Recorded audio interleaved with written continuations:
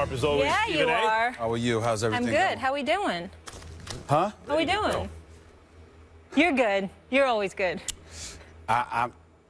We're starting off our show someplace. There are certain things in the world of sports that I think is sacrilegious. Okay. And we're about to get into it because I cannot believe what I read. I cannot believe what I heard. All right. Let us go. Buckle up, people, because Stephen A is about to unleash. You know who else is? Brick.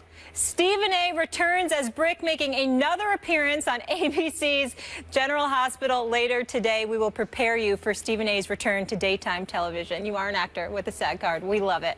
It's already DVR'd. You know, well, you got to remember, we have to hurry up do this show because us actors, we have a lot of busy things to do. Not just an actor, but he gets to play a gangster. You know what I'm saying? Yeah. This is my people. You know he call loves your, that. My people call your people. Yeah. You know. We get it. We get it together. We get it together. All right, let's get into it. We're going to start with LeBron James, as Stephen alluded to.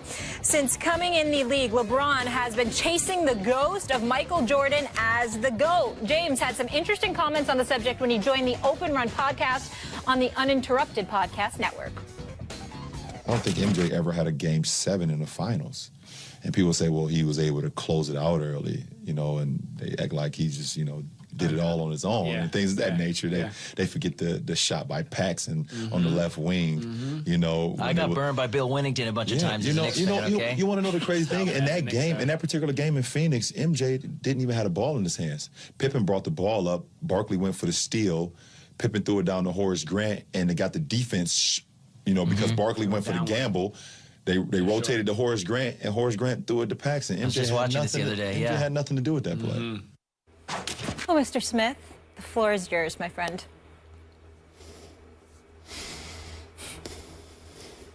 You know,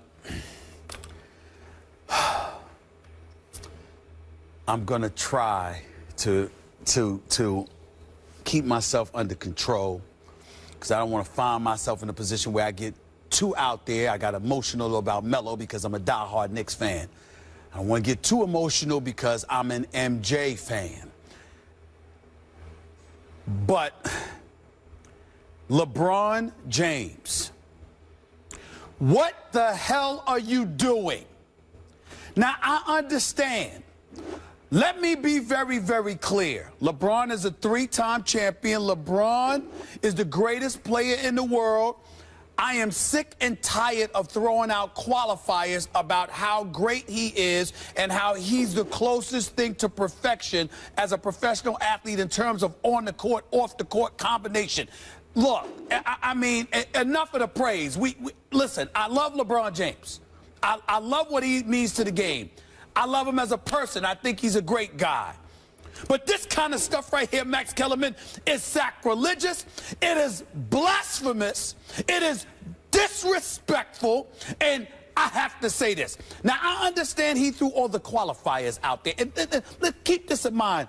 Ladies and gentlemen, before I say my comments, I have a massive headache. I had to take some decongestant, the Sudafed decongestant. I got to drink the Gatorade for the electrolytes. I got water, tea coming. I'm not feeling very well today. But damn it, I'll find the energy to address what I'm about to address. See, this is the kind of stuff where he's trying to be slick, dare I say.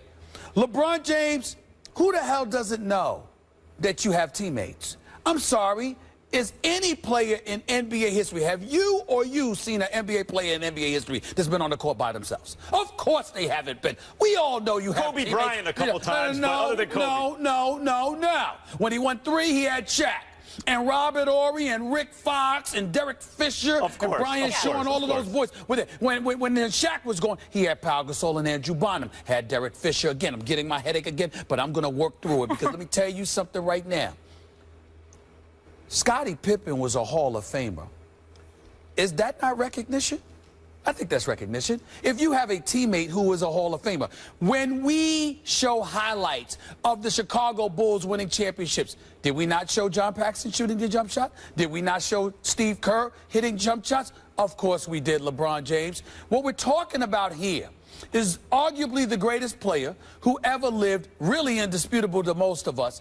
6 NBA Finals, 6 NBA championships, 6 NBA Finals MVPs without ever allowing a Game 7. Of course, Jordan didn't defend 5 people by himself. Of course, he didn't score 100-plus points in each game. Of course, he had teammates. So all of this stuff that LeBron James is saying really makes no sense. It just smacks in the face of respect, because when you are great, the reason why Michael Jordan was so great was not only because he was clutch, not only because he was a closer, but before he was a closer in terms of championships, Max Kellerman, he was a killer, and you knew it.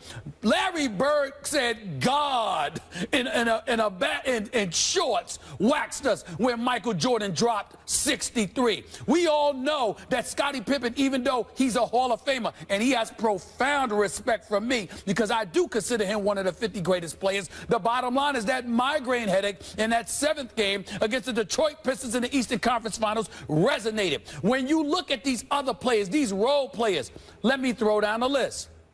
No disrespect to anybody I'm going to mention. They were in the NBA. They contributed to a championship team. I mean, no disrespect, but let me throw out the names. Will Perdue, Stacey King, Bill Cartwright, who could play before Ewing took over New York, you know, all of these guys, okay, you know, and Bill Winnington, and I mean, the list goes on, Luke Longley, the list goes on and on.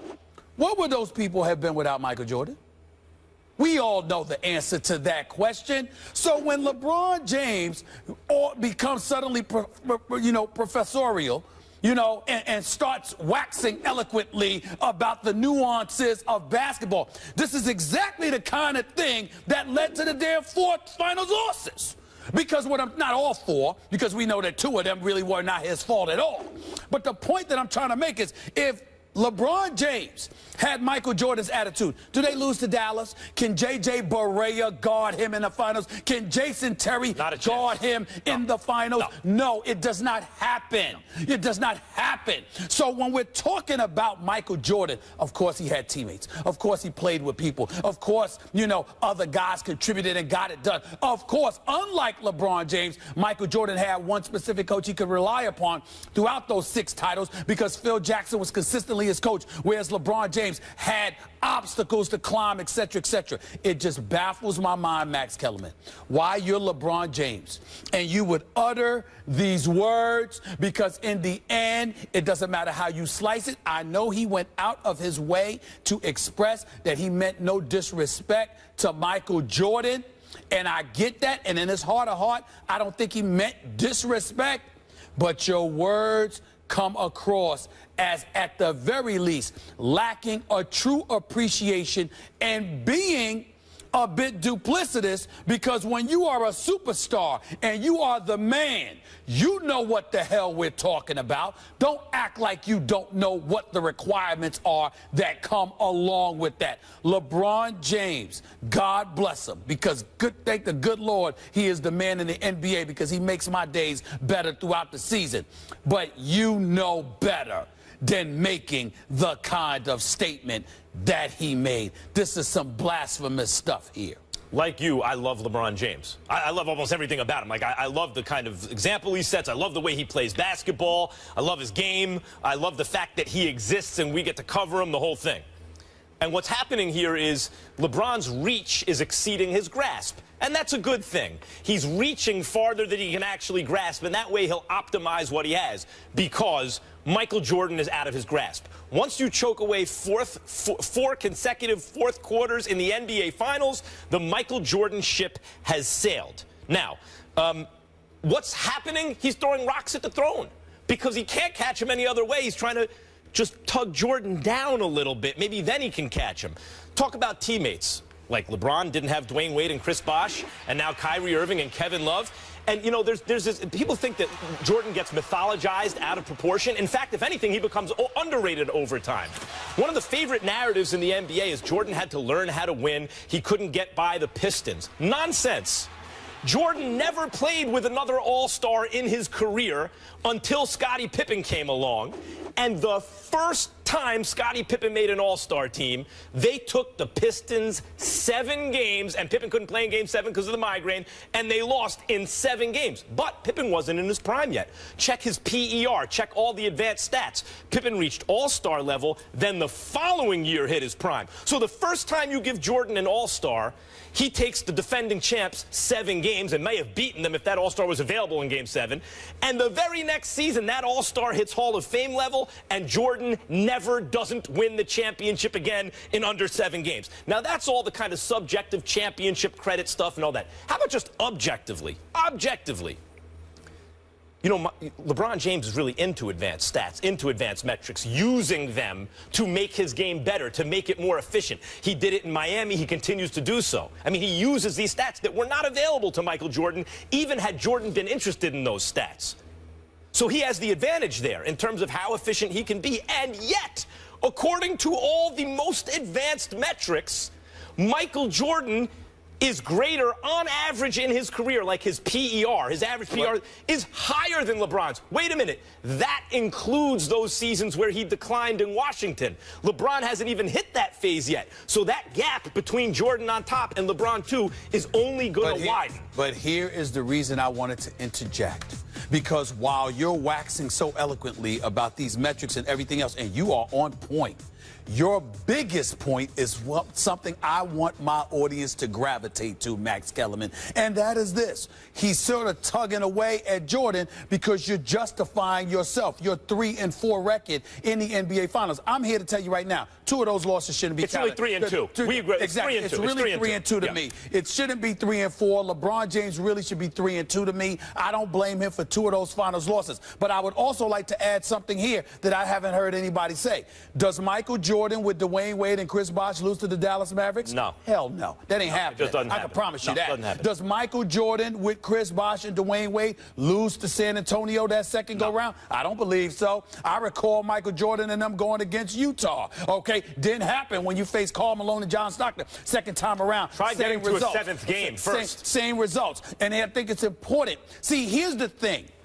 LeBron James has proven, first of all, Maverick Carter certainly getting in his ear, because Maverick Carter has really elevated into a really astute marketing dude. Maverick Carter is a smart brother who, by the way, knows his damn basketball as well. And clearly he's in LeBron's ear in terms of marketing because LeBron sounds brilliant here. I mean, did you think about this? You know, if you're sitting up there and chipping away and tugging away at Michael Jordan, you get to somehow gloss over the fact that you're 3-4 in the NBA Finals. Although in my mind, you're 3-2. Right. You know, with 2 asterisks because you shouldn't have even been exposed to those situations. But the bottom line is this. You're not flawless in the NBA Finals. There's no crime in that. Doesn't take away from LeBron James' greatness. Doesn't take away from the fact that he's the greatest small forward in the history of basketball as far as I'm concerned, and an iconic figure who should be not just respected but revered. The problem is that now you're tugging at Jordan's cape and you're not apologizing for it because even though you're doing it, you won't admit that you're doing it, but none of us are fools. That's exactly what you're trying to do.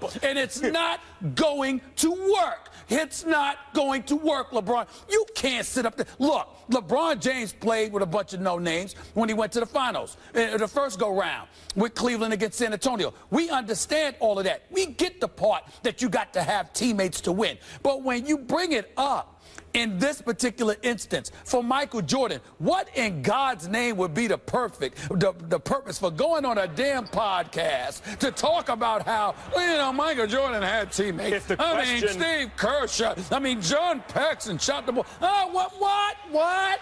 For what? Why? If the question is basketball, the answer is Michael Jordan. Not because he's from your era, because there's a whole generation of kids now who's going to swear by LeBron James. Because if you're watching LeBron James, it's hard to imagine that anyone was ever better than that. But kids, I'm here to tell you there was someone better than that. And the record shows it, not just the finals and stuff like that. All your advanced metrics also show it. Yep. But everything that you just said also shows it. And when he brings up the, which shot did he bring up? The Paxson shot? Right. What about the Kerr shot that won the final? I mean, that was Jordan drawing the attention of the defense and then dishing. The idea that his teammates don't get credit when, as you mentioned, Scottie Pippen's considered a top 50 all-time great. Dennis Rodman's among the greatest defensive players, probably the greatest defensive player. And also a Hall of Famer. And also a Hall of Famer. Right.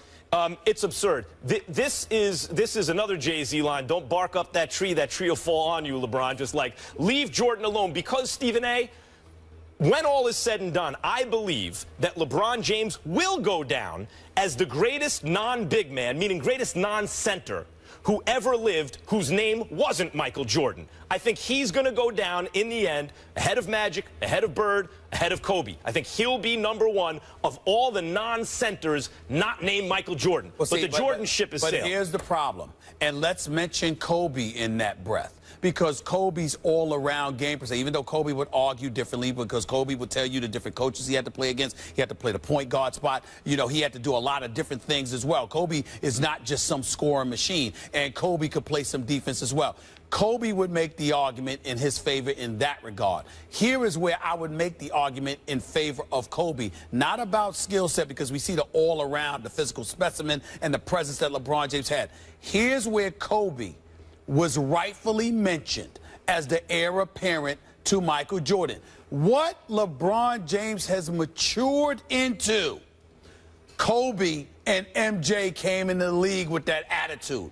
This is the reason why we're debating this, the reason why we're having a discussion about this. What everyone out there needs to understand is that LeBron James, once again, do you know what LeBron James is in this article, in that podcast? He's the LeBron James before he ever won his first title that was at the All-Star game that had an opportunity to go one-on-one against Kobe and instead tried to pass the damn ball to Dwayne Wade. And Kobe's like shrugging, like, what are you doing? No, Kobe, Dwayne Wade, Melo, everybody was getting in his face. What you doing? To pass the ball for. Even in an exhibition game, he's trying to make the right play instead of stepping up and saying, I'm the man, I'm going to do this. The second LeBron James adopted that mentality, he became a champion. By the way, you said... So that means Jordan and Kobe had a champion's mentality.